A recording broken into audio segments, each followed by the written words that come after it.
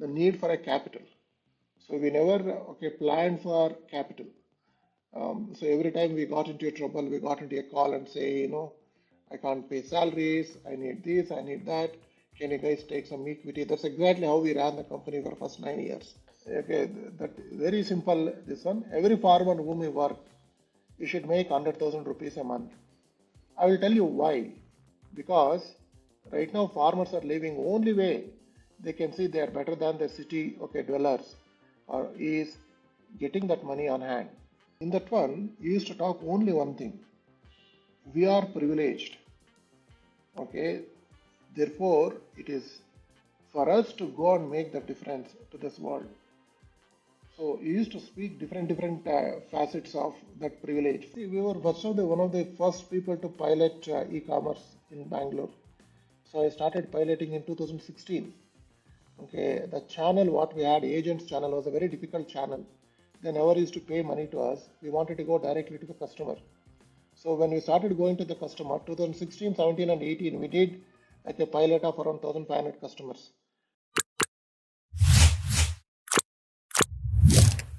In today's episode, we are joined by Shashi Kumar, co-founder and CEO of Akshayakalpa Organic.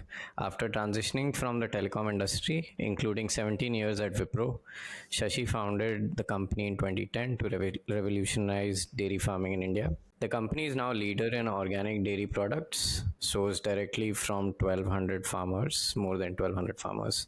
Join us as Shashi talks about his journey, how they're planning to reshape the food industry, and combining traditional farming and modern science, bringing sustainable farming to empower farmers and deliver nutritious food. Shashi, welcome to the podcast. Thank you, Aviral. Thank you, Mazin, for inviting me to the podcast. Thank you. You look like a sage, by the way, Shashi. is that planned or I don't know. accidental? Okay, I don't know. It's an accident, probably. Yeah. Okay. Okay. So our first question is a fun one. If you could be a professional in any other field unrelated to what you do, what would it be and why? Yeah, I would have been a teacher. Okay. I love spending time with children and especially the government schools. We are all product of government schools. So I would definitely would have been a teacher. What's a daily habit or routine that keeps you motivated? So I think every morning we get up now. I think there are interesting things to solve every morning. Okay. So that's what keeps us motivated. Every morning is a very different morning. And it's very difficult to routinize at our stage of the company. So it keeps us on the toes. A book that you would recommend to every entrepreneur? I think everybody who is very serious about food, okay, they should read Rachel Carlson's Silent Spring. Okay, Okay. it's very important that we all read that, and it is 1950s, 60s book, and you would know where we are. Okay, in terms of food, its ecosystem, industrialization of agriculture. What's one feedback that you received from a customer or from a review that really stayed with you? I think one of the biggest reviews what we keep receiving from customers is whenever customers orders with us, okay, and they want that ordering to be extended till midnight, okay, but we have a cutoff, strict cutoff at 6 o'clock. You have to complete ordering, and if you order beyond 6 o'clock, okay, the order will be delivered day after, because our entire produce has to leave Tiptur by 6 o'clock. We want customers to order by then so that we can ship them to Bangalore. So that's one constant feedback I keep receiving. Remove that, but we are still struggling. Okay, so Understand. And finally, what's one truth that few people agree with you on? see, one of the biggest truth people the struggle and probably debate a lot is what is happening into the farming ecosystem. People don't really believe that young people are leaving farming.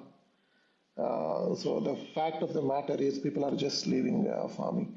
and farming is nobody's vocation of choice. So that's the biggest, hardest truth. Yeah. Understand. And that you believe, which a lot of people don't believe in. Yes, and people believe that food just comes into the plate. But if you don't get young people into farming, the current population which is producing food, it is 55 years of age, they will age out. Then who will produce food for us? It has to change has to happen now, not tomorrow. I understand. That's a scary truth as well, for a lot of us.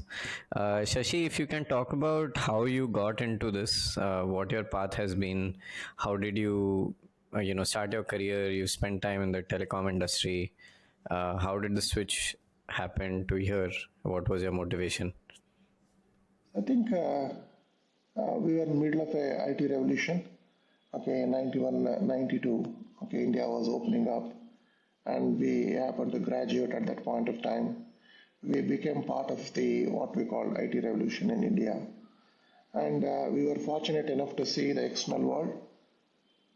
So that's how the entire career started. Of course, my father wanted me to be an engineer. He was also extremely happy from being a farmer, becoming an engineer, everything for my father. And over a period of time, I think last 17, 18 years in Wipro, we started discussing, okay, what should we do? Okay, should we do something? That was way back in 2001. Okay, when we started thinking we should do something. It took around 8, 9 years. Okay, in 2010, finally we decided, hey, we will go back and start doing something. That's how AkshayKalpa was started in 2010. 27 people from Wipro, okay, crowd-funded AkshayKalpa, where we wanted to go back to villages and get young people into farming. So that's what we wanted to do. So that's how our journey started, okay, from an IT career to what we are doing in AkshayKalpa last 14 years. Understand. And you were doing it crowdsourced earlier. What helped you make the transition to actually making it a company? And did you carry any learnings from your time at Wipro to farming as well? It's very interesting that your life went from farming to farming, with a detour at Wipro. I think Wipro has been everything to me.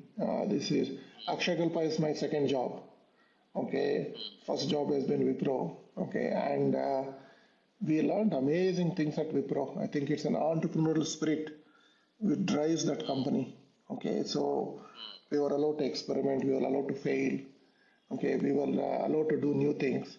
So that's what I think one of the biggest learning for us. I think second thing was Premji used to write a quarterly newsletter to every employee. Every time then the financials were announced, he used to write a quarterly newsletter, okay, for that quarter. In that quarter newsletter, he never touched upon finances. He told, yeah, so you'll be surprised to know I've preserved all the quarterly newsletters, okay. I printed, filed, and kept it. In that one, he used to talk only one thing. We are privileged, okay. Therefore, it is for us to go and make the difference to this world. So he used to speak different facets of that privilege. For example, we used to run a Wipro Cares program. How Wipro Cares actually, it's a CSR program. We used to go and participate in that, and how that can make a difference. Wipro in schools, okay, how it could make a difference. Okay, a lot of cleaning drives we used to do. A lot of, okay, for example, recycling. We were the first in Electronic City campus to set up all this waste paper recycling and making books out of that. When the proposal we sent up, no, they approved within 10-20 minutes. Okay, so yeah, so that's how they built that company. Okay, they're amazing company, entrepreneurial. So that's what stayed with me. What Premji wrote in every quarter. That's just amazing. It's basically very transformative, and most of the things in AkshayKalpa, what we do, in fact, I take a lot of inspiration from them, those letters, and try to implement here. Wow, that's interesting. I didn't know Yeah. that. Very Human first as well, it seems like, as Yes, an yes, organization. yes. And also, I remember one more incident in the Tower 8 of Electronic City. We used to go and have coffee. Okay, there used to be a person who is serving coffee. Okay, he used to make coffee and give us. It's all contracted job. Okay, that person disappeared for 6 months. We didn't see that person. Okay, then we started asking what's happening. Then we understood that okay, he needs okay some money. It's around 12, 13 lakhs. That's way back. Okay, it was in 2002. Okay, Which was a lot of money. lot of money then. Okay, and we all pulled around 2 lakhs, all the friends. Then we wrote to HR. Okay, saying hey, we need some money to help this person. HR came back, say hey, we have got a contingency fund. We can help you around 2 lakhs. So it became 4 lakhs. Remaining money gap, and it was escalated at Premji level. Premji. I still remember what HR told. Premji told, you can't kill the person half. 12 lakhs, fund it. So I think that was the greatness of that man. Wow. So yeah, but he could never go and talk outside. So it's very inspirational to me in terms of what he did. Wow. I think we could write a book on just the way he's built the organization. Very interesting. How were the challenges for you when you were starting out your entrepreneurial journey? What were the challenges? What areas did you think that you needed help on? You were trying to build an organic dairy company almost a decade or more ago, when it was not really a concept as well. So what was it? What were the challenges, and what was your thinking then? See, when we wanted to go back to villages, no, the main purpose of that one was can enable regular cash flow to the farmer. So the entire dairy we set up, okay, with farmers is to enable regular cash flows and use the dung and make a substantial manure so that the farming can be viable. Farmer can see the income regularly. That is the whole purpose of the way we were thinking. We didn't even know we have to do dairy. So when we started looking at okay what to do, okay, met a lot of farmers. Most of the cab drivers in Bangalore were migrated from villages. We met them. They had a decent land holding. They had left that land because farming is not viable. Then we started thinking the first problem what we wanted to solve was cash flows. That is how when we set up these dairy units, and also okay dung coming from these dairy units become a good source of manure. But one thing what we forgot when we set up this AkshayKalpa was the need for a capital. So we never okay planned for capital. So every time we got into trouble, we got into a call and say, I can't pay salaries, I need this, I need that. Can you guys take some equity? That's exactly how we ran the company for the first 9 years, from 2010 to 2019. So it's a typical of any entrepreneur, okay? Of course, all the friends were very, very helpful. But, okay, that's one of the biggest struggle, okay, mobilizing capital. And also what we were doing with farmers, nobody understood. So initial stages, we also didn't understand that market is required to prove anything. Okay, what we wanted to solve was go to farmers, solve that problem. Go to farmers, solve that problem. So, but we never understood market traction is critical. So that is the second problem what we saw. Okay, but we realized after 8, 9, 10 years, we realized we need to build the market while we continue to do good work in the back end. So that's the second challenge what we saw. And of course, the third challenge is trying to go out and raise money outside. We have never raised it, but it was a substantial challenge in terms of people making people understand is it a viable business. There are substantial challenges, okay, internally. So these are some of the three big challenges, at least in our journey, Aviral. And talking about challenges and specifically attracting talent, how did you guys go about attracting young people to organic farming? How do you think about making it a viable career path, and what kind of support system do you have in place to help them succeed? So right now, the way AkshayKalpa works is very different from a traditional systems. For example, if Aviral or a Mazin, you are a farmer, so you want to set up an organic farm, okay, and you got some land. So you come and register with us, and we take our entire planning, okay, shaping of the farm, financing of the farm, crops, okay, integration, okay, trenching, hedging, bunding, okay, integration of a dairy, integration of backyard poultry, integration of beekeeping, all of it we take care. And also we give, okay, market access. Okay, so that's exactly entire end-to-end farm design we take care. And of course, farmer has to work in his field. And post that, okay, there's a buyback of everything farmer produces so that it can be given a market access. So this path is a little bit difficult. Okay, so last 14 years, we have worked with around 1,200 farmers. That's it. We have not worked with a lot of people. So you go to a farm and we pick the farmers because the model is not suitable for everybody to work. We need a little bit of an entrepreneurial thinking, and we are looking at people whom we can go and work, make him a role model in that village in farming. So that's the reason number of farmers whom we work we have restricted. Okay, So and what do you look for? Like what kind of things do you look for in an ideal farmer candidate? yeah, the farmer family should be willing to work in the farm. Entire family first, okay, condition, okay, husband and wife, father and son, okay, mother and father, so they all should be willing to really support that entrepreneurial farmer. They should be willing to work whenever they want help. They can take help, but they should be the first primary workers, because capacity building of workers is not possible. Capacity building of owners can be possible. Okay, that's exactly how we see. The second part what we look at is how have been their, let me say, borrowing habits. They borrow from self-help groups, they borrow from joint liability groups, they borrow from NBFCs, they borrow from banks, or they borrow from a neighbor. Have they returned that money? Okay, if at all they are not returned, is it okay by design, or okay is because they couldn't return? So this is the second criteria what we apply. So with these two satisfied, and of course you need to have some farming land. Some of the land can be leased out. That should not be a problem.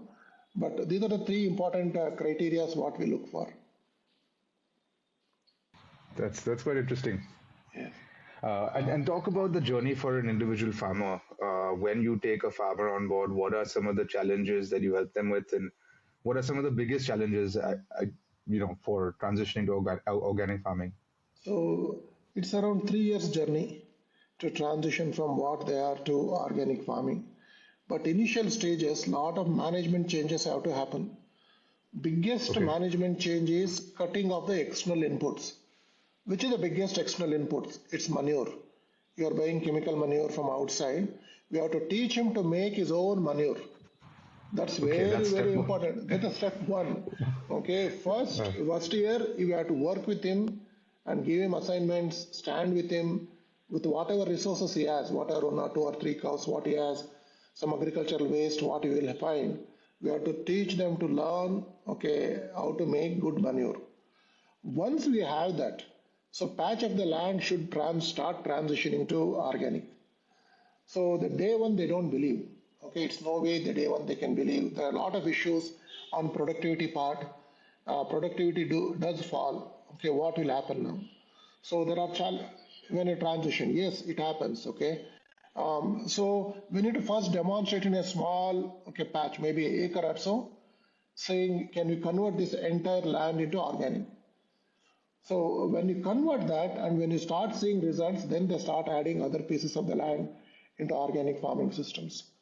This is one of the biggest challenges what we face when transitioning a farmer, okay, to organic production systems. Okay. Of course, the second part is availability of a capital at a farmer level. If you want to make some changes, no, capital is required at a farmer level. But the challenge here is, will the banks lend to him? Lending is a big problem. Okay, so how do we enable this lending? Okay, we go to microfinance institutes, so we go to self-help groups, we go to JLGs, we go to little bit of a corporate guarantees to lend a small amount of money, maybe 50,000-60,000 rupees to a farmer. First index is first cow. Okay, then cash flow starts happening. Then allow him to a second one, then induct the second cow. He sees as cash flows happening. Likewise, in 3 years, we take them to around 5 cow farm, okay, producing around 30 to 40 liters of milk. Okay, so then is when the transition starts happening, okay, into organic production systems. That's quite interesting, fascinating. And can you elaborate a bit more on the integrated farming model? You said you take over the full farm, not just milk production specifically. Can you tell us a bit more about that? Yes. So the dairy, what we set up now, it is part of the farming ecosystem. In India, what happens is we don't produce a specific fodder for the dairy.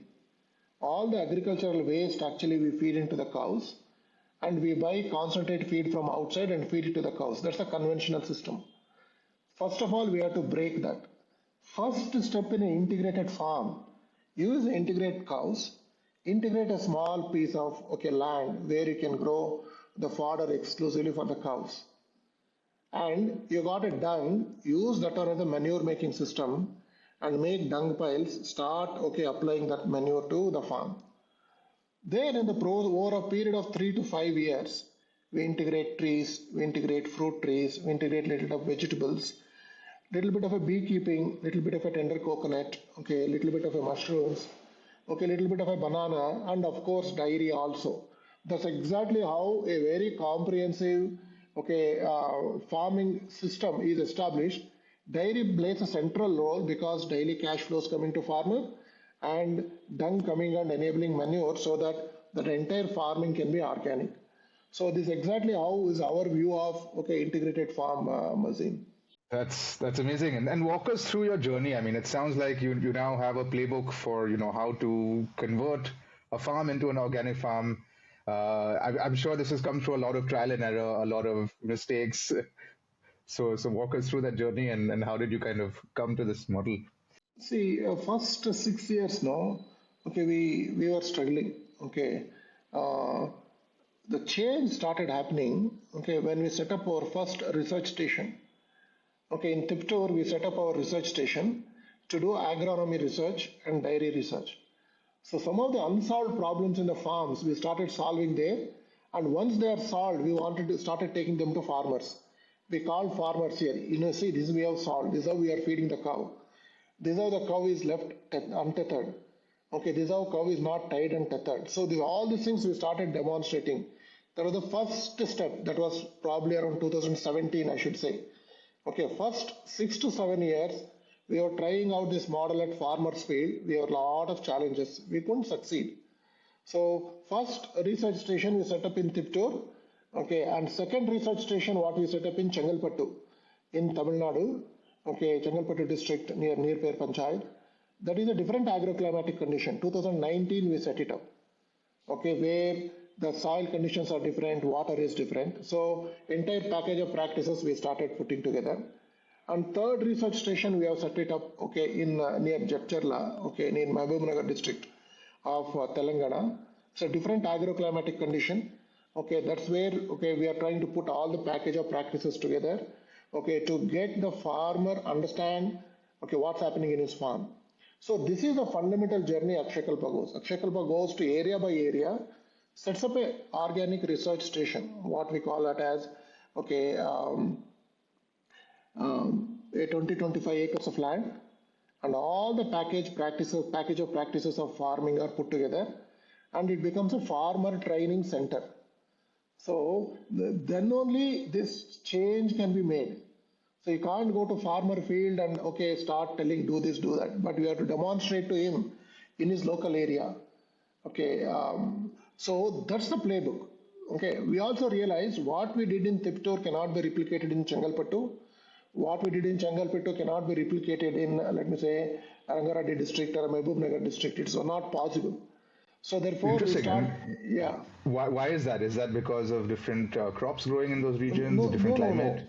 No, the soils are different. For example, if you take Tiptur, it's red sandy loamy soil. 500 to 700 millimeters of rain.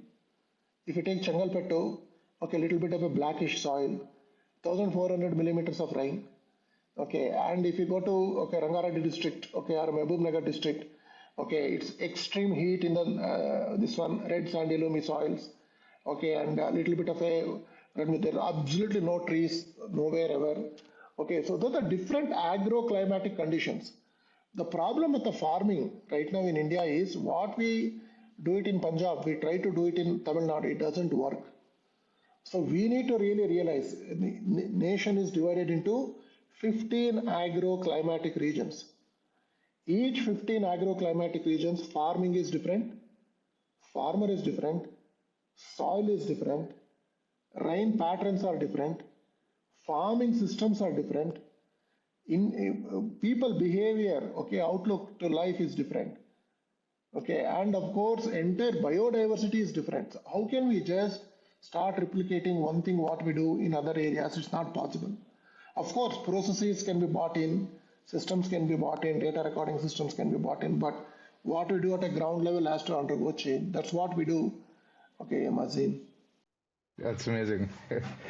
And talking about systems and processes, what about the supply chain and how do you actually deliver these produce from, the farms to end consumers? And of course, quality and freshness has been a trademark. So how do you go about doing that? So right now, AkshayKalpa is a 1,200 people organization. Okay, out of 1,200 people, 250 people work in extension. It's an outreach program working with farmers. They don't have a sales targets. They have a development target. Okay, work with farmers day in day out. Okay, and to see farmer become successful. We have built the biggest extension team in the country. 250 people always on the field. Okay, working with farmers. Imagine around 1,200 farmers being managed by 250 people. That's what technically we have done. So that enables us to control quality at a very, very minute level. Okay, so and also the supply chain now full control. So therefore, we don't sell anything which is not grown in our farms. We don't do trade. So therefore, everything and anything what we are selling is actually grown in our farms. That's exactly how, be it vegetables, be it greens, be it milk, be it honey, okay, be it tender coconut, okay, be it little bit of a banana, okay. So these are some of the things, okay, little bit of a batter, little bit of a, okay, rice, all of it actually coming from these farms only. And that's amazing. I mean, and I think it plays a key role, right? Your open farm policy where customers can actually come and experience it also help to build that that image of the brand and that kind of trust and loyalty. And was that the plan from day one? How did that happen? See, Mazin, you see, we didn't add money to market. Okay, day one, okay, I still remember it's February 11th, okay, 2012. Myself and my co-founder, Dr. G.N.S. Reddy, we stood in Krishna Rao Park, okay, in Jayanagar. We sold 18 liters of a milk, okay, as a subscription. Okay, and people asked, what is organic milk? We told, please come and see. Okay, so we didn't know how to That's explain this. Okay, yeah. then what has happened? That has become a movement. Last year, no, last financial year, we bought 25,000 consumers of Akshayakalpa in Bangalore to visit our farms. Can you believe it? So, Wow. yeah, 25,000 people. That's 25,000 people, okay? And that is something I never imagined the people would come, okay? But people come, and they spend a day with a farmer, maybe eat what farmer is eating, work for a day with him. They understand what's happening. So the trust in organic systems is growing. So this is the only way. I can tell a lot of videos, okay, stories, messages, but end of the day, people have to see that, okay, and experience. And talking about that, what are some of the shifts that you've seen in consumer priorities? Obviously, people are much more health conscious these days, and there's more demand for organic products. But can you talk about some of the bigger trends that you've seen, and maybe some things that are not obvious to people who are not in the space? See, some of my belief now is maybe in 10 to 15 years of time, okay, the food, okay, which consumers are eating, I think the health conscious shift will happen. 25% to 30% people will shift into a food, okay, which, okay, they can actually verify the source of it. Okay, so this is my fundamental belief. Probably today 5 6% people are doing it. Next 10 15 years, that this is the biggest shift it will happen. Brands will have a very tough time. Okay, You unless need to they, know exactly where it came yes, from. People will demand yes, that. unless they Yeah. open up. Okay, and there is no way they can build any brands. That's what my belief is. In my opinion, 30%, okay, is what you call a good what you call mass. It can become a mass movement. They 30% can really influence remaining people how the food is consumed. This is one trend, okay, which will happening across. For example, take brands like AkshayKalpa. No, we have decided we will not do any product which is sugar added. We will not do any product which has got a preservative. We will not do any product which has added anything. Question is why? There are consumers. There are consumers asking for it. I don't want to eat any preservative. I don't want any emulsifiers. I don't want any INS numbers. I don't want any artificial colors. People are asking. Okay, every time I visit on 15-20 customers every month. Okay, I keep asking, what is the biggest shift they are making? They're, you can see their homes or customer homes. So very simple. Okay, but the changes in their food habits. Okay, you can see in their kitchen. Lot of plastic has disappeared. Okay, and a lot of fresh produce I can see, and they're buying the fresh produce daily. Okay, and they talk about these antibiotics. They talk about AMR. So these are some of the shifts which are happening. It will happen, we like it or not. So therefore, brands needs to really align them now, not later. Okay, to be part of that journey. Second trend, I believe, which is really catching up, okay, is consumers will start dictating, okay, what brand should do. Okay, that's going to be the biggest trend you will ever see. If consumers, let me say, every morning he walks into the neighborhood store, he keeps asking, where did this vegetable came from, which farmer produced? He might not know the answer, but he will become extremely cautious. Okay, where did it come from? He's trying to figure it out because his customer is asking. So this is the next shift, okay, in terms of consumers will change, okay, the way the food is produced, food is packed, okay, and food is farmed. So therefore, this is the second biggest, okay, movement. I think it's waiting to happen, at least in India. That's amazing. That's quite an insight. And I want to ask about something that you mentioned. You said that you go and visit a few consumers every month. Is this a ritual that you've built up? Can you tell us a bit more Yes, about that? yes. So every 3 cities, we are customers in 3 cities. Okay, I made it mandatory, at least at my level, 15 to 20 customers of AkshayKalpa I meet. Okay, and understand what's happening in their life. Okay, need not be from our product point of view. In fact, out of that, 2, 3, or 5 people are the people who have left us. I call them and say, hey, no, I want to come and meet you. Not to sell, to understand what's happening in their life. Okay, what are their choices? What are the preferences? Unless we do this exercise, we have made it mandatory at a management level. 15 customers, any management person in AkshayKalpa, every month they have to meet. It doesn't matter. Okay, that is the only way, okay, we can align, okay, what AkshayKalpa is doing into customer needs. Or else, okay, we will be doing something esoteric which customer is thinking something else, which needs to be very, very clear. And talking about the direct to consumer approach, you guys started off with a subscription model. Uh, how do you see the kind of digital commerce, the entire ecosystem evolving, right? As people demand more and more of these organic products, do you think tech will play a role in being able to trace and so see where your products come from? Um, yeah, would love to get your thoughts on. See, we were one of the first people to pilot e-commerce in Bangalore. So I started piloting in 2016. Okay, the channel what we had, agents channel, was a very difficult channel. They never used to pay money to us. We wanted to go directly to the customer. So when we started going to the customer, 2016, 17, and 18, we did like a pilot of around 1,500 customers to understand how this happens. We built a small app, okay, way back in 2016. Started trialing, okay, the various things we started seeing, okay, in understanding customers' recharge patterns, as customer is willing to put money upfront. All the things we started looking at. Okay, 2019 is when, okay, we become a little bit of a mainstream in terms of, okay, getting our customers directly on the app. Right now, we do around 75,000 deliveries on a daily basis. okay, in 3 cities. Okay, that's a quite a substantial deliveries, and we do around 17 to 18 crores monthly sales from our app direct to customer business on a monthly basis. So this is going to evolve. But currently what we have is a subscription model where we're going to deliver from morning 4 to 7. But the Q-commerce is catching up. So people want, okay, buy whenever they want. They don't want to really subscribe.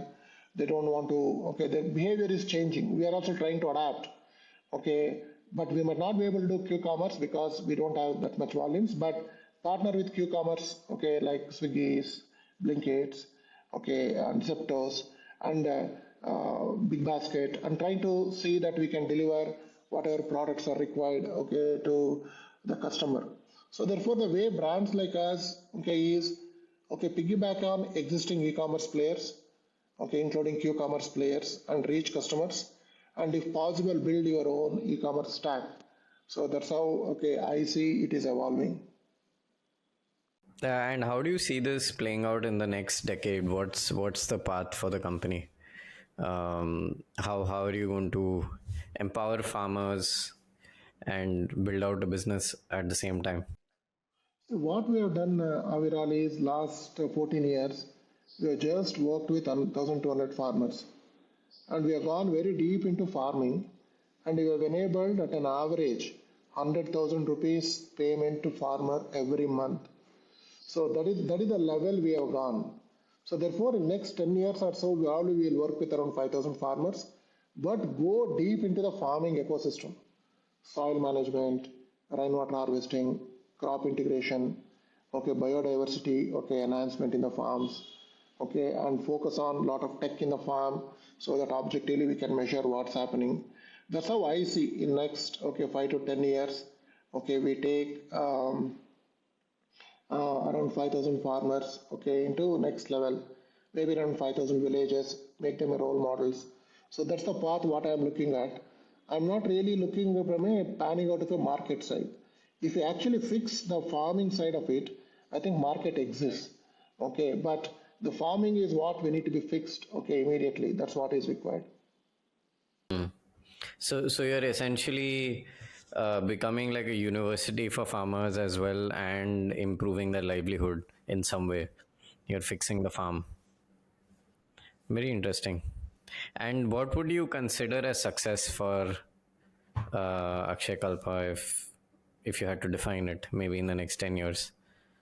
Every farmer whom we work, okay, it is very well written across organization.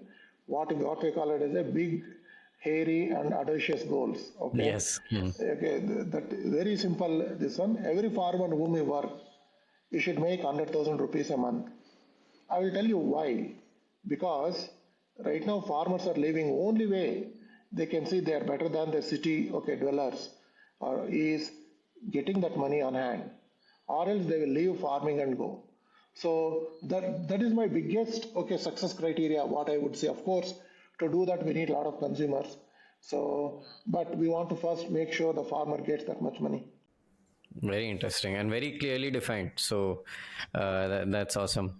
To end, and why we call this Founders Unfiltered, what's one piece of unfiltered feedback you received that changed your way of looking at entrepreneurship? Yeah, I think I should say this was 2016. Okay, I should say, and company is in difficult situation. Okay, in first 9 years of our journey, no, we came 6 times close to bankruptcy. Okay, 2016 is when from a chief operating officer I became a managing director. Okay, and absolutely there was no money in the company, and there's no money, probably around 10,000 rupees or so. Okay, and I didn't know what to do. Okay, absolutely I didn't know. Okay, the team we sat together, the feedback from team was very simple. At that point of time, I used to work with 100 farmers. Okay, the feedback was go to farmers and tell your problem. Okay, and see what happens. So I went to farmer, called these 100 farmers, okay, into a couple of meetings, and told I don't have money, but we want to do this.